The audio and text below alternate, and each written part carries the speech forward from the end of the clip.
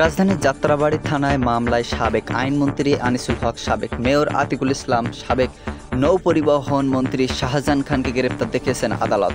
এছাড়া একই থানার দুটি মামলায় সাংবাদিক ফারজানা রূপা এবং শাকিল আহমেদ এবং 3টি মামলায় থানাটির সাবেক ওসি আবুল হাসানকে গ্রেপ্তার দেখিয়েছেন আদালত।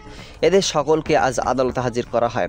অন্যদিকে খিলগাঁও পল্টন থানার পৃথক মামলায় সাবেক এলজিআরডি মন্ত্রী তাজুল ইসলাম, মিরপুর মামলায় সাবেক শিল্পমন্ত্রী কামাল আহমেদ মজুমদার, লালবাগ থানার মামলায় সাবেক সংসদ সদস্য সোলাইমান সেলিম এবং চকবাজার থানা আওয়ামী লীগের সভাপতি সিরাজুল ইসলাম রাডুকে গ্রেপ্তার দেখিয়েছেন। এই আসামিরা যারা আজকে এই তাদেরকে আনা হচ্ছে, এই আসামিরা অনেকেই সরাসরি অংশগ্রহণ করেছে এবং অনেকে তারা অপরাধমূলক ষড়যন্ত্রের সঙ্গে জড়িত ছিল, হাসিনাকে সহযোগিতা করেছিল। অতএব এই প্রত্যেকটি মামলায় তারা আসামি হবে। এই যে মামলা একের পর এক গ্রেপ্তার করা হচ্ছে, ওনাকে রিমান্ডে নেওয়া হচ্ছে, সুরেশ করা হচ্ছে, এটা আমরা মনে করি যে আইনের শাসনের পরিপন্থী, সংবিধান বিরোধী।